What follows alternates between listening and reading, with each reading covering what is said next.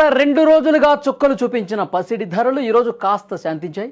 ఫిబ్రవరి 11న అంటే ఈరోజు 24 క్యారెట్ల బంగారం గ్రాముకు 27 రూపాయలు తగ్గి 15,851 రూపాయల వద్ద ట్రేడ్ అవుతుంది.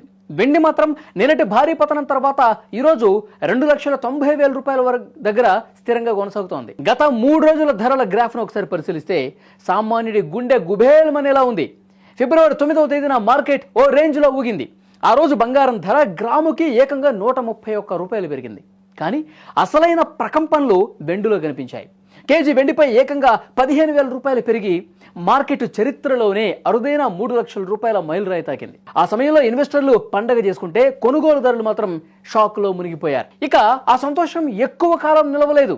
మరుసటి రోజు అంటే ఫిబ్రవరి 10న పరిస్థితి రివర్స్ అయింది. బంగారం ధర స్వల్పంగా 87 రూపాయలు పెరిగినప్పటికీ వెండి మాత్రం ఊహించిన విధంగా కుప్పకూలింది. ఒకే రోజు కేజీ వెండిపై 10,000 రూపాయలు తగ్గిపోయింది. లాభాల స్వీకరణ కోసం ఇన్వెస్టర్లు వెండిని భారీగా విక్రయించడమే ఇందుకు కారణమని విశ్లేషకులు భావిస్తున్నారు. అంటే 3 లక్షలకు వెండిన వెండి ఒక్క రోజులోనే 2.9 లక్షలకు పడిపోయి అందరినీ ఆశ్చర్యానికి గురి చేసింది. ఈ రోజు పరిస్థితి చూస్తుంటే పసిడి ప్రేమికులకు కాస్త ఊరట లభించినట్టే కనిపిస్తోంది.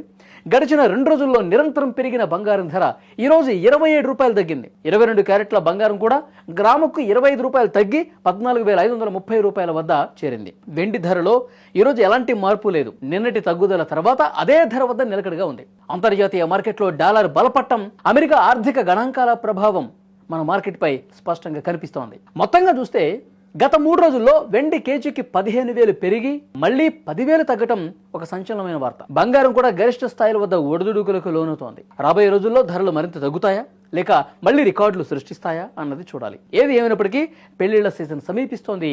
ఈ నేపథ్యంలో ఈ స్వల్ప తగ్గుదల మధ్యతరగతి ప్రజలకు కాస్త ఉపశమనమే అని చెప్పాలి.